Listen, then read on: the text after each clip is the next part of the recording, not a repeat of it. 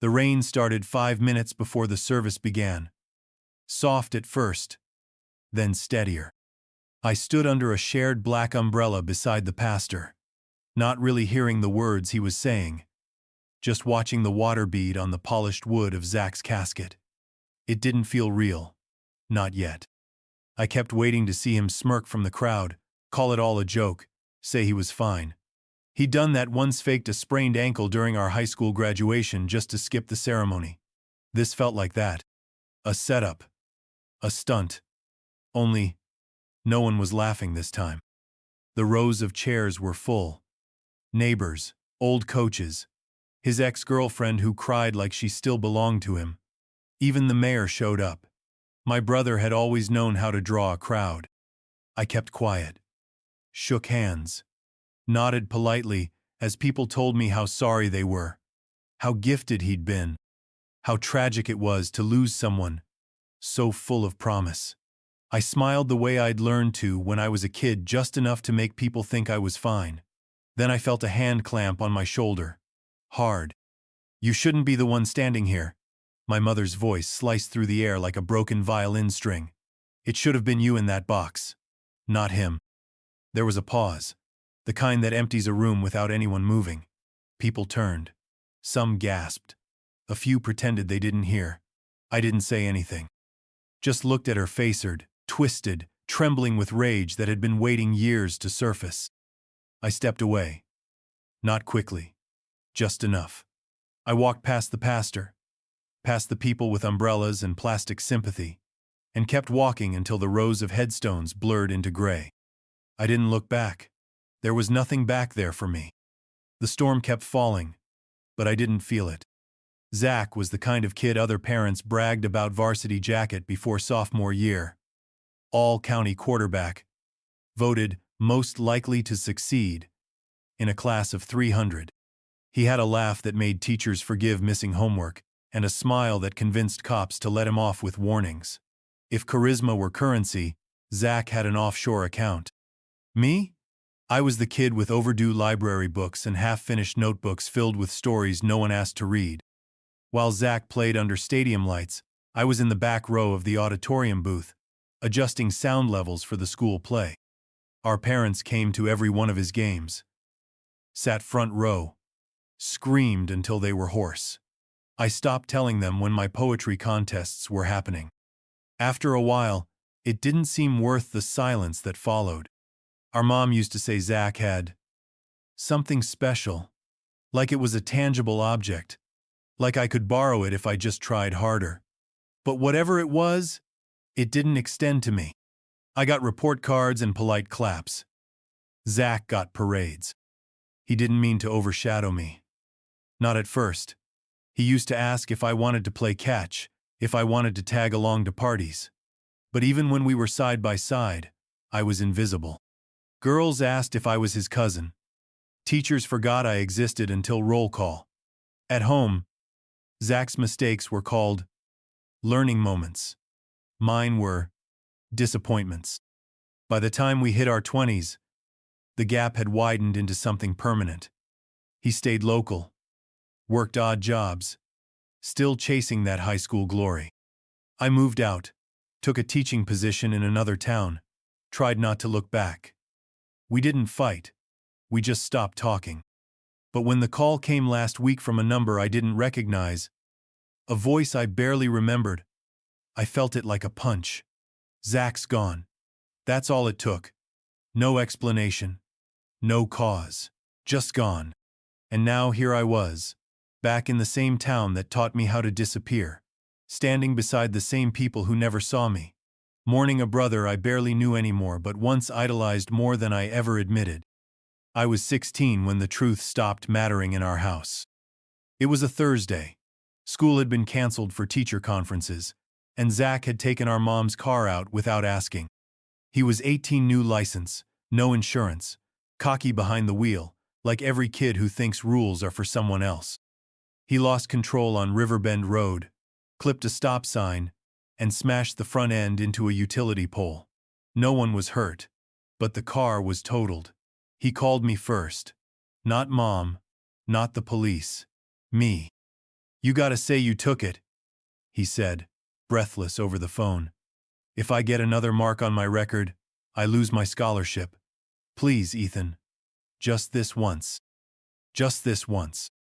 I still remember standing outside the principal's office later that day, holding my statement, my voice dry in my throat. I told the truth. Zach had taken the car. He'd been driving. That's all I said. Nothing dramatic. Just facts. But by the time we got home, the story had changed. Our mother was waiting, arms crossed, eyes blazing. Why are you trying to ruin your brother's future? She snapped. Jealousy doesn't suit you. That was the night I learned what loyalty meant in our family. Defend Zach, or become the problem. I spent the weekend grounded for lying, while Zach went out with his friends like nothing had happened. Insurance blamed me. School rumors blamed me. My mother never corrected them. I never really came back from that. College became my escape route, not a step up. I applied to schools that offered housing, took out loans, found jobs, did whatever I had to do. I packed everything I owned in a single suitcase and left the day after high school graduation. No goodbye dinner, no tears, just silence. Zach hugged me once in the driveway, slapped my shoulder, and said, "Keep your head down, little bro." He meant it as a joke. I didn't look back. I didn't visit. And when I called homie on holidays, birthdays, the conversations were short, polite, empty. By then, I'd stopped waiting for things to get better. I just wanted distance. The house looked smaller than I remembered. Paint peeling near the shutters, rust crawling up the mailbox, the porch light flickering like it couldn't decide whether to stay on or give up. I stood at the curb for a long time, engine idling, trying to will myself to get out. It had been almost a decade since I'd last walked through that front door. Zach was dead. Overdose. Fentanyl laced something. No one knew exactly what. No one ever really does. I let the car idle another minute before cutting the engine and stepping into the cold. The grass was overgrown. Weeds cracked through the walkway. I knocked once out of habit, then pushed the door open. Inside, the air was thick with old grief and cheap candles. My mother sat on the living room couch, surrounded by half-burned wicks and photo albums she hadn't opened in years. The TV played static in the background. She didn't look up when I came in. Just said, "Took you long enough." No hug. No tears. Just blame, wrapped in exhaustion. "I drove straight here," I said. She finally looked at me. Her face was drawn tight, older than I remembered, but her eyes still had the sharp edge of a woman who knew where to land her punches. "He was getting better," she said, voice low, "until you cut him out." I didn't answer. There was no right response to that kind of lie. Zach had been spiraling for years. Rehab stints, relapses, disappearing for weekends. But I'd tried. Phone calls, check-ins, money wired more than once to sketchy addresses. He always said he'd pay me back. He never did. The living room was cluttered with old memories. Trophies. Framed news clippings. All of them about Zach.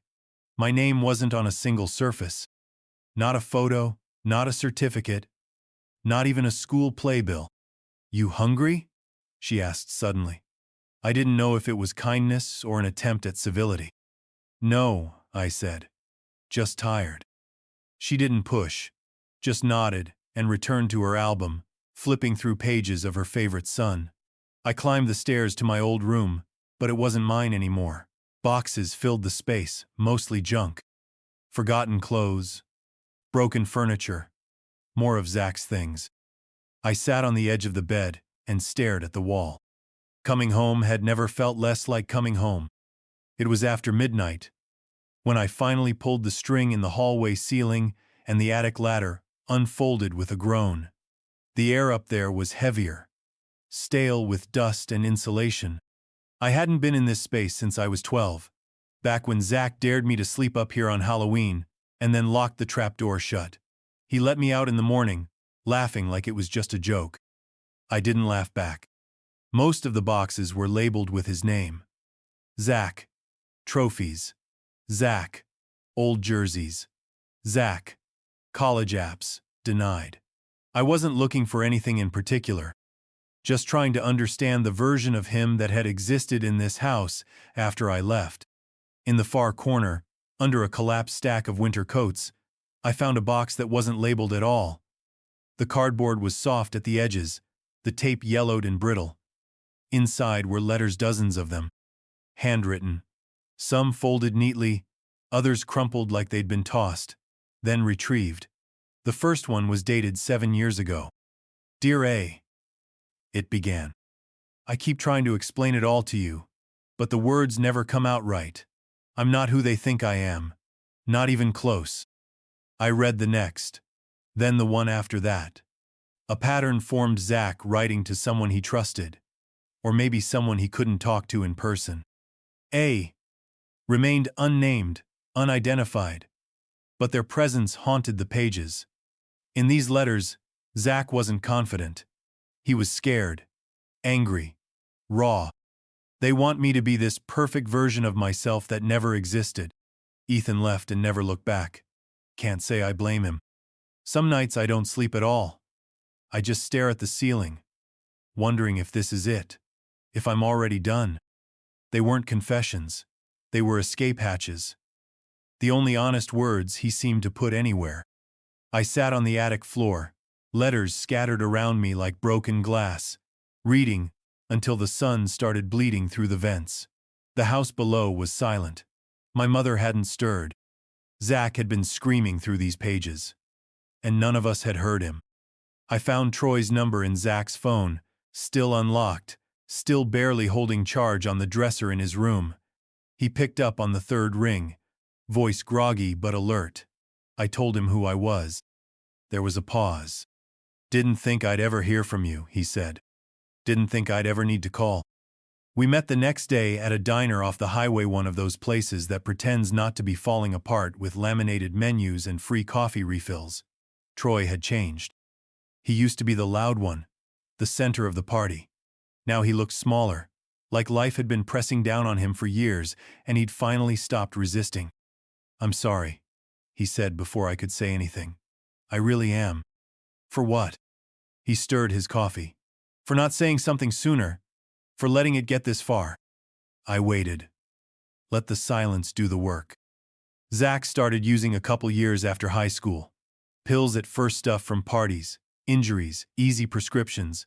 Then stronger stuff. Cocaine, fentanyl. He hid it well for a while. Even I didn't catch on until it was bad. Did our mom know? I asked. Troy's eyes met mine, tired and sharp. She knew enough to pretend she didn't. Denial's a powerful drug, too. I sat back, thinking of the boxes upstairs. The letters. The way Zach's handwriting had changed, shakier over time. More frantic. He said he was trying to quit. Troy went on. Every time he relapsed, he promised it was the last. But you know how that goes. I didn't. But I nodded like I did. He missed you, you know, Troy added. Wouldn't say it out loud, but he did. Said you got out. Said you were the only one who figured out how to breathe. I didn't know what to do with that. I hadn't come home to be missed. I'd come home because there was no one else left. When the check came, I grabbed it. It felt like something small I could do right. Ethan, Troy said before I left. He wanted to tell you. He just didn't know how. Tell me what? He hesitated. That you were never the problem. I nodded. Didn't speak. Just left. The ghost was louder now, and it had Zach's voice. I wasn't looking for it. It was wedged between two outdated phone books in the drawer of Zach's nightstand, where most people keep loose change and expired coupons. A slim black folder marked Dr. Mira Levinson, confidential. At first, I thought it was a bill, a missed appointment, something routine. But when I opened it, I found session summaries, notes from therapy sessions, loosely organized, printed on cheap paper, some with Zach's name at the top, others just initialed ZM. I hesitated. Reading it felt like trespassing. But he was gone now. And he'd written letters he never sent. Maybe this was just another letter he didn't know how to write. The notes were clinical, detached, but certain phrases stood out. Recurring guilt tied to younger sibling, feelings of unworthiness, fear of exposure, loss of family structure if truth is revealed. Describes younger brother as the one who deserved better. The entries spanned years, skipped months, picked up again after a relapse. They painted a picture of someone trying to hold himself together with duct tape and denial.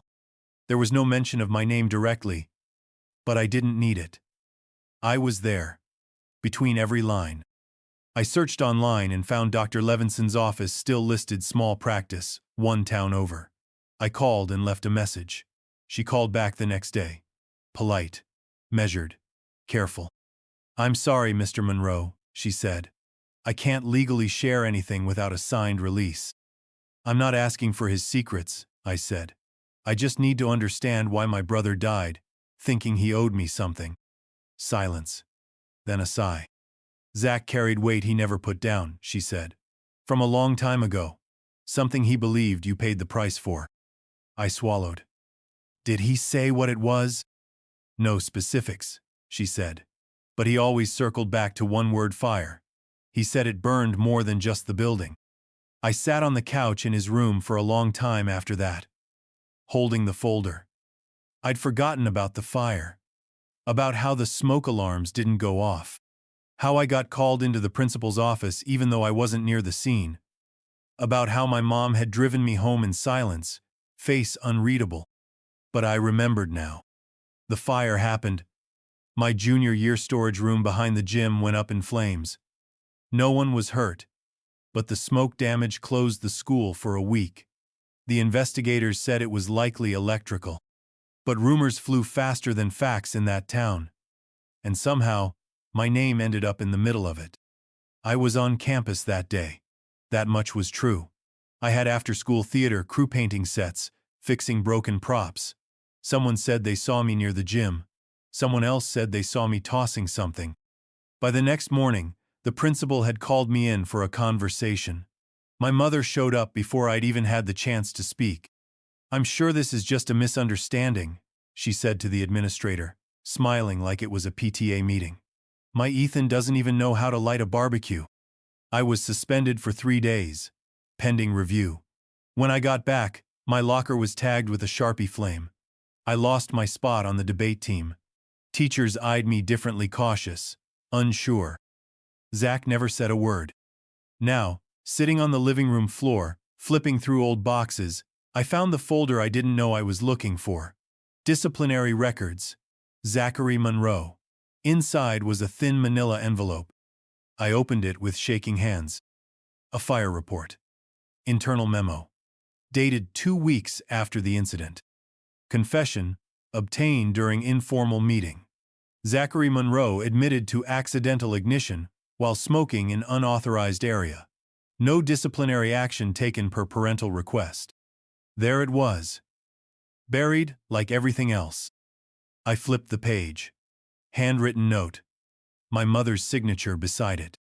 "Zach was under stress. This will not happen again. Please handle discreetly." I felt it like a gut punch. All those years of silence, of carrying something that was never mine. The stares, the jokes, the doubt. My mother could have ended it with a sentence. She didn't. She let me take it. Just like the car. Just like everything else.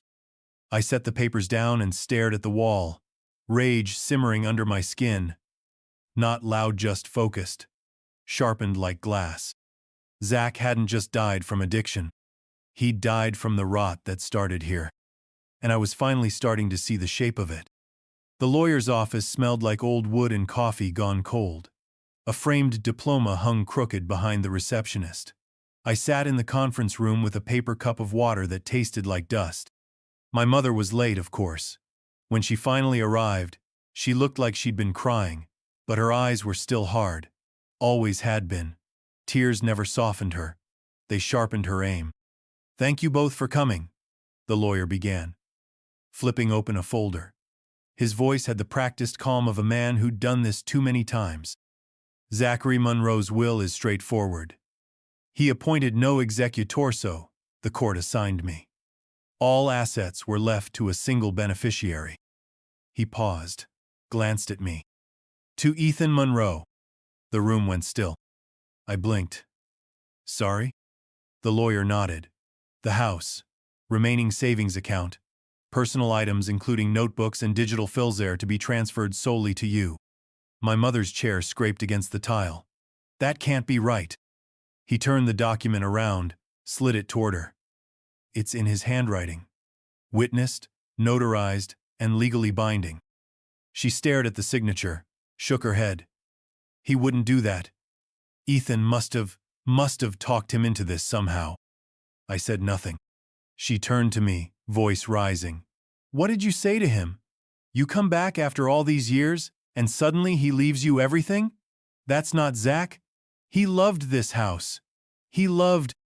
I cut her off. He also loved the truth. Her jaw clenched. Her hands trembled. But not from grief. From fury. You always took from him. Always. No, I said quietly. I just finally took back what was mine. The lawyer shifted uncomfortably.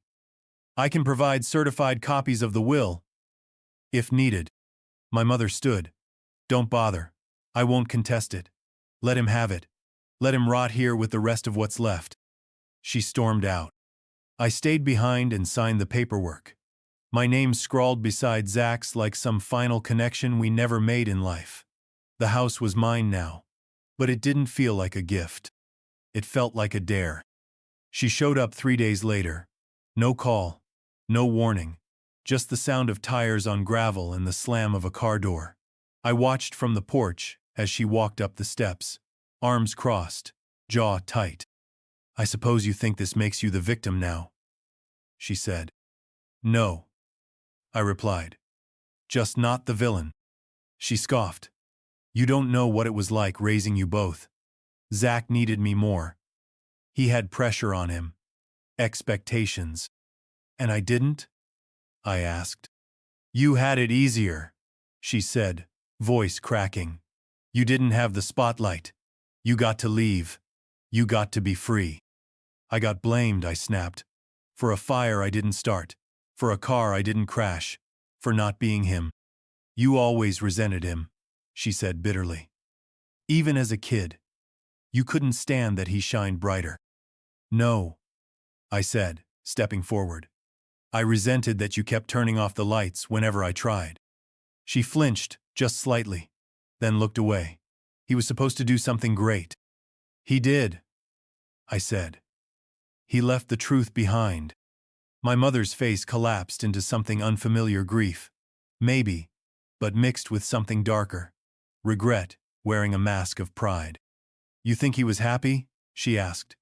You think he was proud to give you that house, those journals? He was ashamed. No, I said calmly. He was exhausted. She said nothing, just stared past me, into the yard, where nothing grew anymore. Where weeds swallowed the garden Zach once helped her plant. I tried to save him, she whispered. No, I said. You tried to save your version of him. She looked at me then, really looked. And for the first time in years, she saw someone she hadn't built, someone she hadn't bent or blamed. She turned, walked back down the steps, and got in her car. Didn't say goodbye, didn't promise to come back. I watched her drive away, dust kicking up behind her tires. It was the closest thing to closure she was capable of. And for now, it was enough. I didn't notice the flash drive until the journal cracked open at the spine wedged between torn-out pages and a folded envelope. It was small, taped to the inside of the back cover, barely the size of a thumbnail. No label, just black plastic and the faint scrape marks of someone who tried to hide it, then changed their mind. I slid it into my laptop, expecting maybe scanned letters, maybe more of the same rambling notes Zach had scribbled in the margins. But it was a video. Time-stamped just 6 weeks before he died. The title read, "For E, if he ever comes back." The screen flickered. Then Zach appeared, eyes sunken, hair unwashed, a thin beard on his face, like he'd stopped caring. He was in his room, sitting on the bed I now slept in, speaking directly into the camera. "Hey," he said, rubbing his face. "If you're watching this, I guess you came back. That's more than I ever managed." He laughed, but there was no humor in it, only fatigue. "I never said it enough. Probably because I didn't know how. But I was jealous of you, Ethan. I always was. You got out. You stayed clean. You figured out how to breathe while I was still underwater." He shifted, the frame shaking as he adjusted the phone. "I tried to be who Mom wanted. The star. The savior. The proof that her life hadn't been wasted. And I couldn't do it. I just couldn't hold it all. Every time I failed, it felt like I lost a piece of myself. And she'd pretend not to notice. Or worse, pretend it was my fault." He paused, swallowing hard. "You were stronger than me. Not louder, not flashier, just stronger. You didn't need their approval. I spent my whole life chasing it, and it broke me." The video ended without a goodbye. Just a long stare into the lens, like he wanted me to see him for real. One last time. I sat back, the weight of his voice heavy in the quiet room. He didn't hate me. He envied me. And it had destroyed him. Aunt Karen called later that week. Said she'd heard I was back in town. Said it might be time we had a real conversation. She sounded tired, but not like my mother, more like someone who'd been carrying a secret too long and was ready to set it down. We met at a diner halfway between her town and ours. Neutral ground. She ordered coffee she didn't drink and stirred it like it might reveal something. "Your mother wasn't always like this," she said. I didn't respond. I didn't believe her. "She was smart," Karen continued. "Talented. Won a music scholarship when we were kids. But then she got pregnant, Zach. Gave it all up. Married young. Settled into a life she never chose. And blamed us for it?" I asked. Karen shook her head. "No. Not at first. But things shifted. She started seeing people who weren't there. Talking in circles. The pressure of pretending everything was fine cracked her. She never got help. Said therapy was weakness. I felt the pieces sliding into place. The sudden mood swings. The emotional ice storms. The obsessive control over Zach's schedule. His future. His image. She poured everything into Zach," I said slowly. Karen nodded. "He was her second chance. The life she didn't get to live. You reminded her that she couldn't control everything. That sometimes people choose different." "She didn't love me," I murmured. "No," Karen said gently. "She didn't understand you. And she resented what she couldn't mold." I stared at my coffee, untouched. "You didn't do anything wrong, Ethan," she added. "You just survived." I left the diner with my head full of noise. Grief. Clarity. Bitterness. Relief. It all bled together. For years I'd thought I was forgotten. Ignored. Background noise to Zach's spotlight. But maybe it wasn't neglect. Maybe it was fear. Because I didn't bend. Because I didn't break the way she expected. And in her world, love came with strings. And I'd never let her tie them around me. The room wasn't full, but it was warm. Folding chairs in crooked rows. A coffee table stacked with grief pamphlets and stale cookies. There was no pulpit. No altar, just a single mic on a collapsible stand and a framed photo of Zach propped up next to a flickering candle. His recovery group had organized the memorial people who knew a version of Zach I'd never met. The one who showed up to meetings. Who admitted weakness out loud. Who tried. They asked if I wanted to say something. I said yes before I had time to talk myself out of it. When my name was called, I walked to the mic and looked at their faces, some blank, some hopeful, some waiting for a clean narrative about a good man lost too soon. That wasn't the story I told. My brother wasn't perfect, I began. He carried more than anyone realized. Expectations, silence, pressure that looked like love, but felt like chains. A few people nodded. Our family didn't talk about pain. We buried it under awards and excuses. When Zach started slipping, we called it a phase. When he relapsed, we blamed the world. I glanced at his photo. He looked happy in it. Probably wasn't. He used to write letters he never sent, record videos he never showed. He wanted to be seen, but only from the right angle. The room stayed quiet. No coughs. No fidgeting. I was angry for a long time. Thought he was the chosen one. Turns out, being chosen isn't always a gift. I paused, then looked around the room, strangers who somehow knew my brother better than I did. Zach wanted help. He tried to ask for it. But we, his family, we were too proud, too scared, or too blind to see how bad it had gotten. And that's on us. I stepped back from the mic. No applause. Just silence, the kind that says someone actually heard you. It wasn't closure, but it was something close. I don't know who posted the video. Maybe it was someone from the group. Maybe someone Zach trusted before the end. Either way, it went live 2 days after the memorial. The clip was raw, grainy footage of Zach speaking straight into the camera. The same video I'd found taped into his journal. His voice low, hands restless, saying he was tired of pretending. Saying that he'd lived a life shaped by someone else's regrets. It spread fast, shared by local addiction groups, reposted on message boards, tagged by former classmates. People who'd only known Zach as a quarterback or a cautionary tale were now seeing him bleed on screen. The public turned. Slowly. Then all at once. Old friends posted condolences that finally rang true. Teachers wrote about how they'd missed the signs. Even some of the neighbors, the ones who used to whisper about those boys behind closed blinds and flowers. Not to my mother. To me. She didn't answer the door when they came. Didn't return calls. Her blinds stayed closed. Porch light off.